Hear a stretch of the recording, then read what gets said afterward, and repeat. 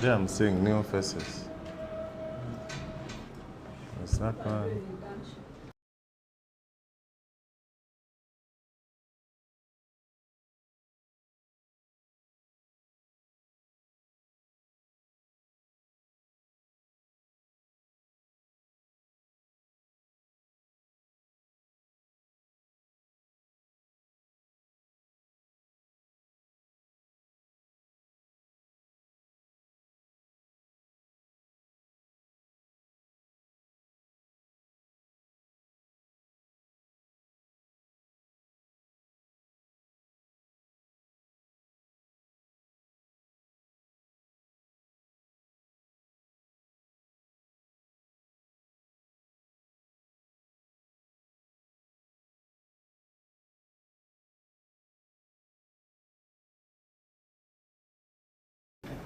It's 11:30.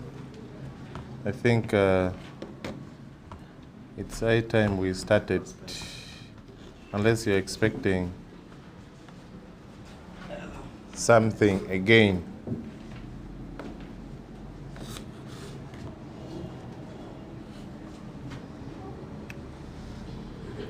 Let me welcome you for today's Monday press briefing.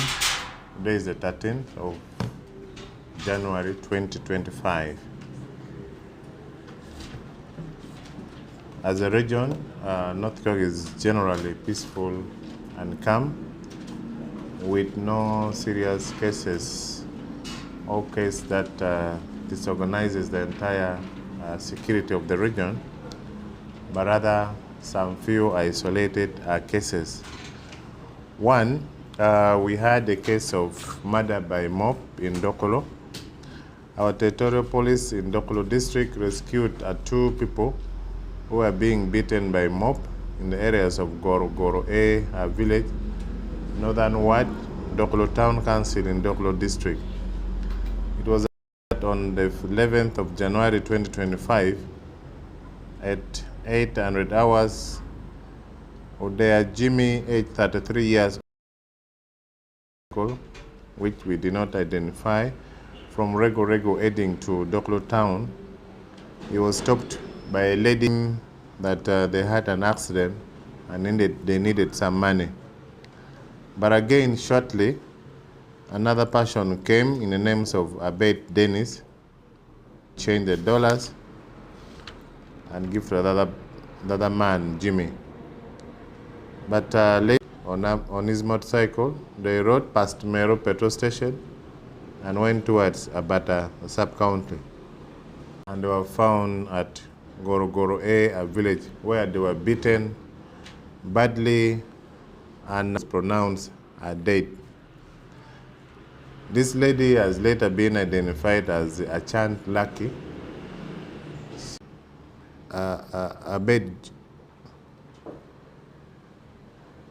Meanwhile, Abed was taken to the hospital in critical condition. We don't know how he's doing. I am yet to confirm. But however, his motorcycle was also recovered. Adea's Jimmy 500,000 shillings was bad health condition.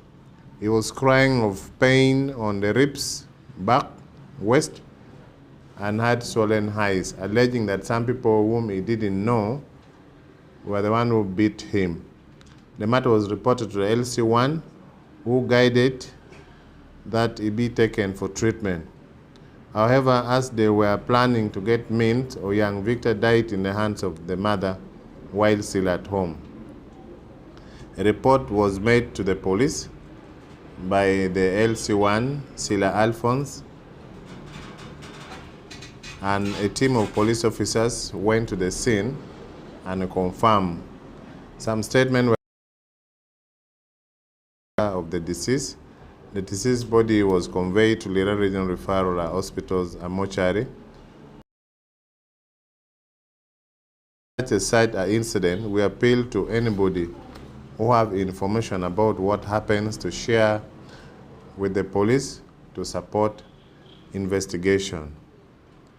Last week, we also registered a case of bank fraud where our territorial police at Lira City, C.P.S, have apprehended one Ogwal Francis, aged 39 years old, a primary teacher at Angwet Primary School, Aboke, and a resident of Chope Cell in Odaomit White, Lira City, West Division.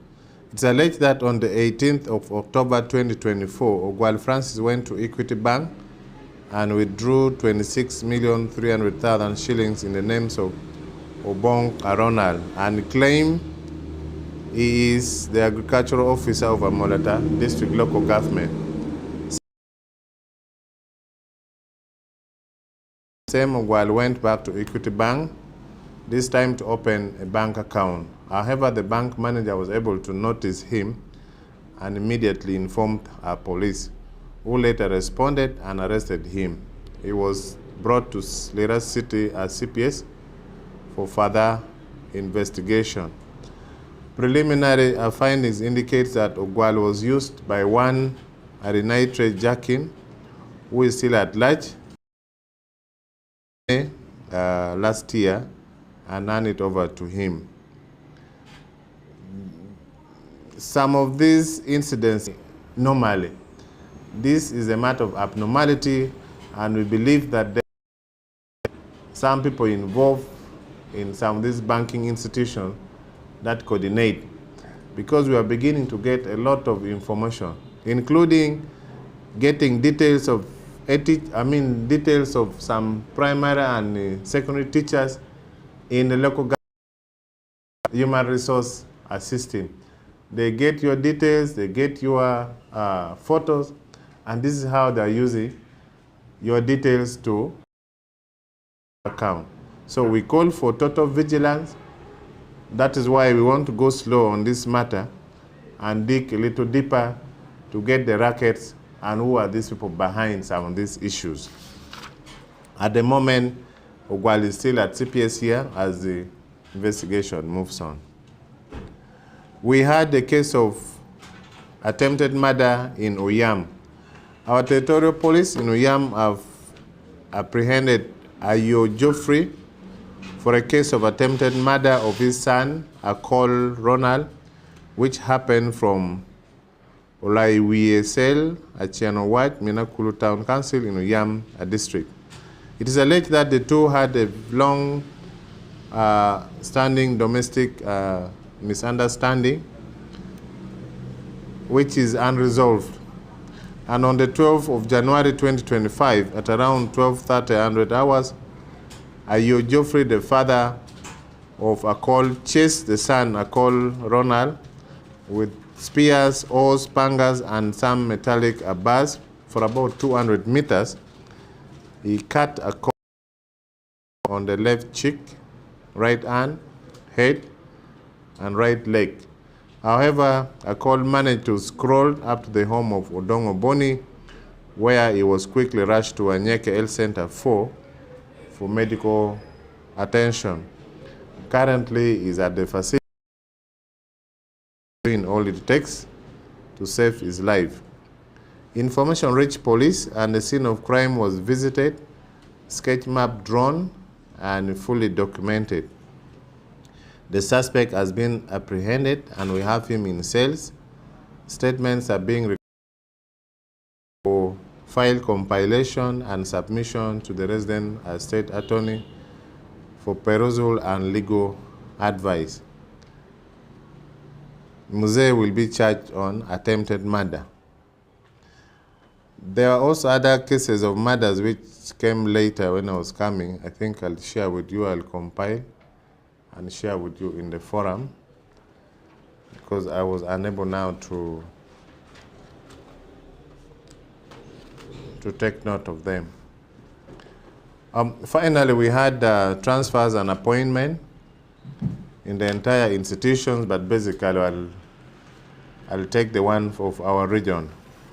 Following changes that were made by the Inspector General of Police on the 8th of January 2025, the following officers in North Kyoga have been appointed to different positions and offices. 1. Senior Superintendent of Police Tugizire Alan, who has been the Deputy Regional Police Commander for North Kyoga, has been transferred and appointed as Chief Security Officer at Kyambogo University.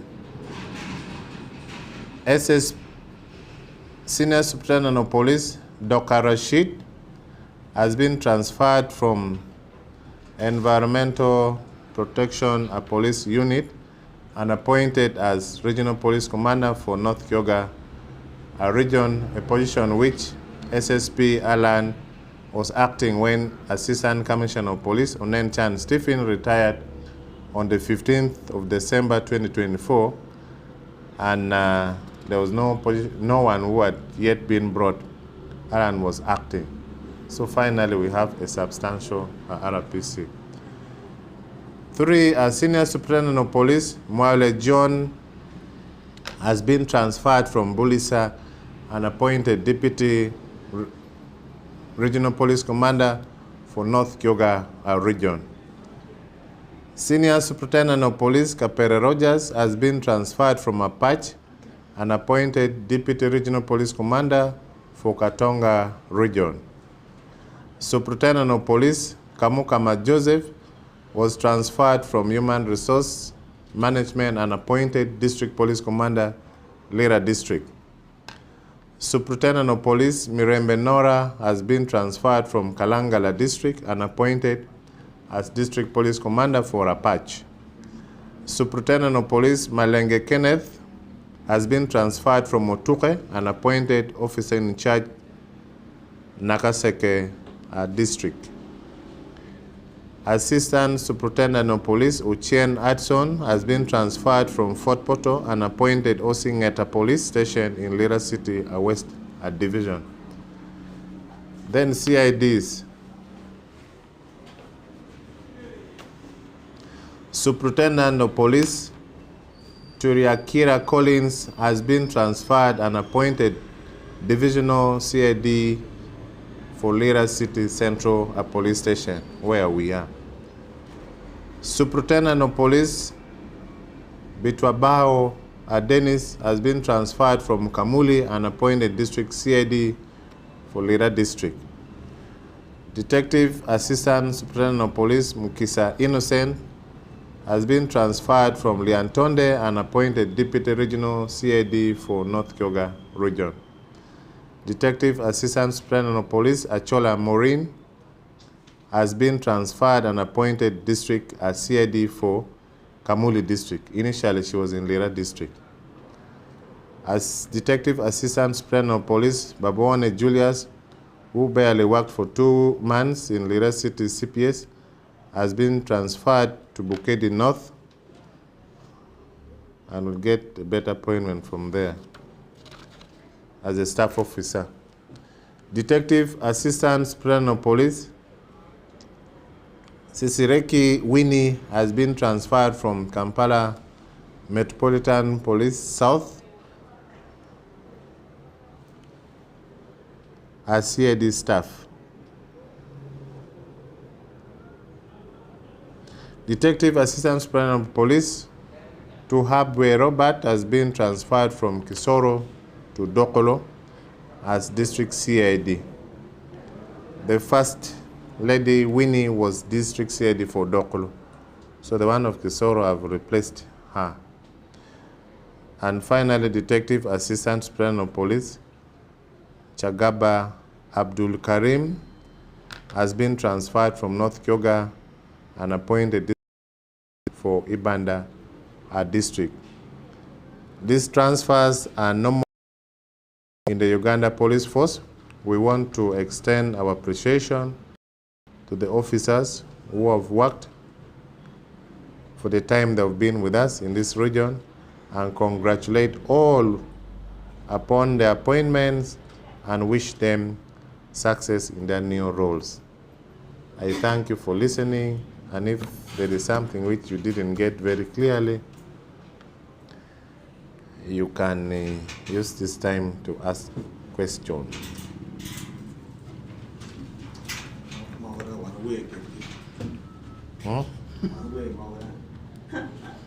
Wait, I mean.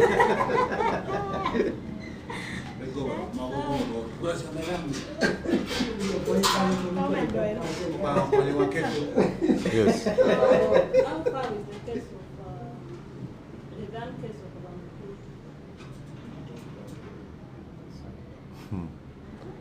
I need to go to regional CID. Another question? Find time and come to regional CID. Another pain? Yes. That's on in the eco generator man.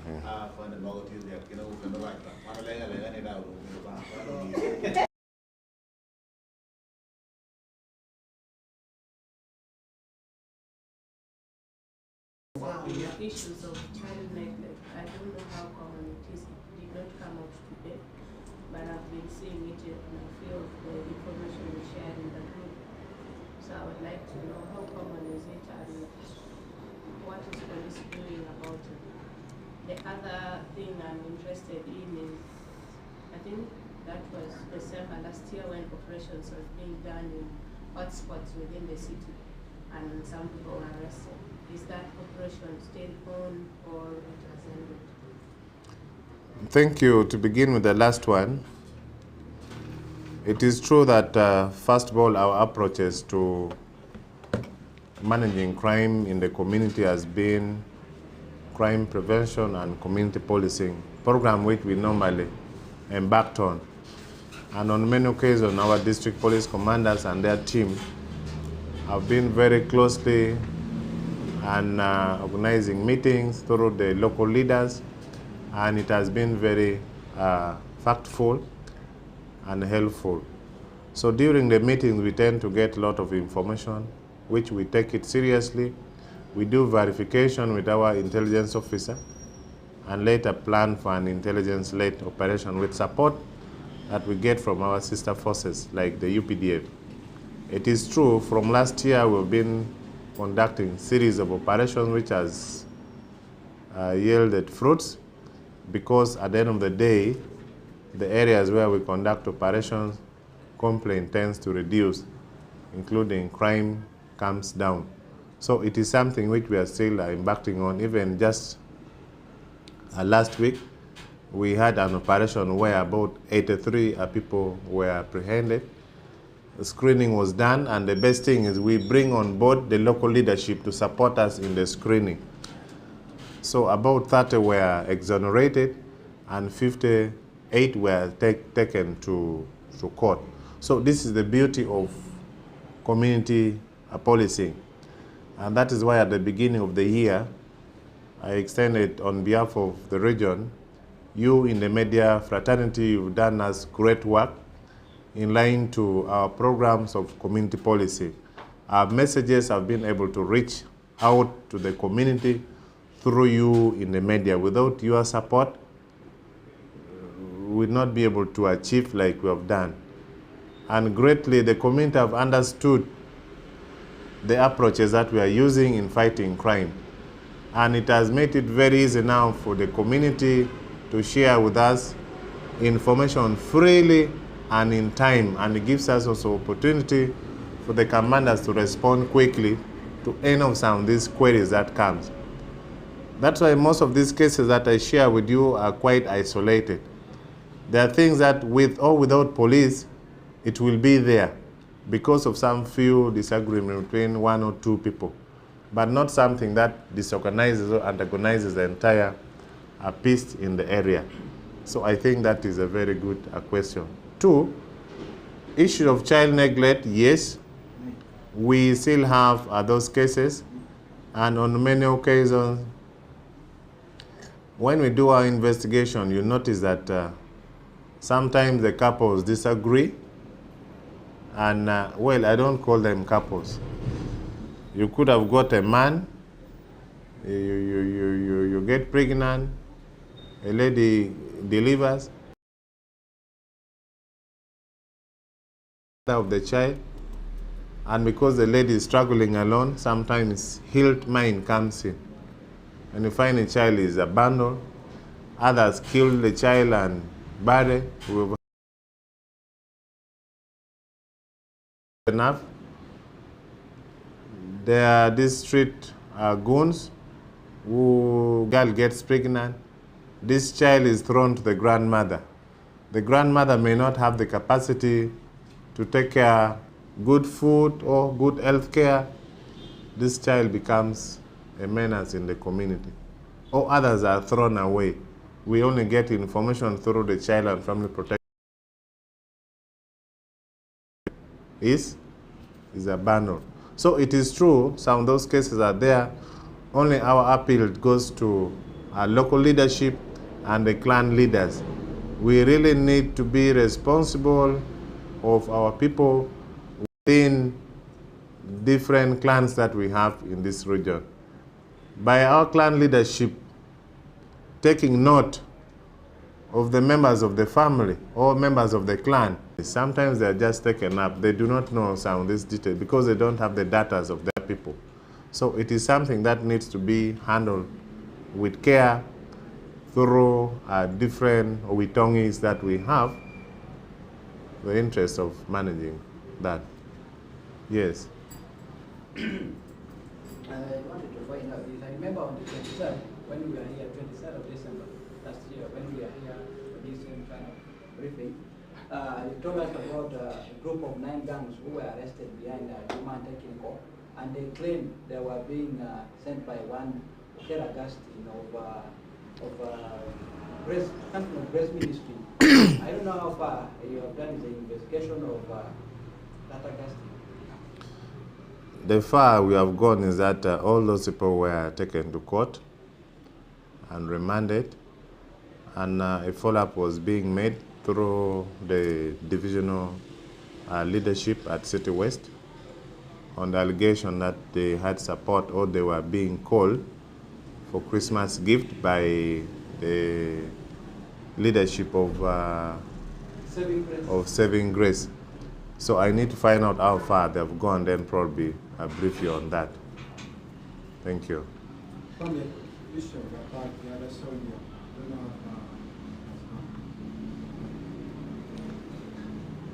yeah, the soldier was arrested, and we went ahead and did some findings in line to the alleged gun used, but instead we got a different gun which we believe could have been terrorizing people in the community, because that gun looks so rusted and where it was being kept.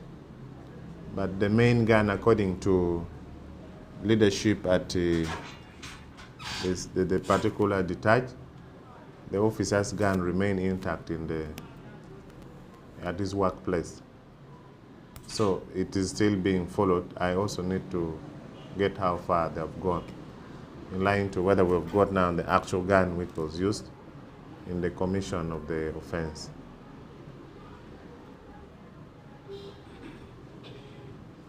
Somebody asked me about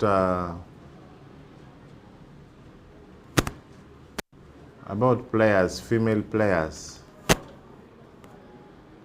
who are the coaching system tend to lower the affected ladies.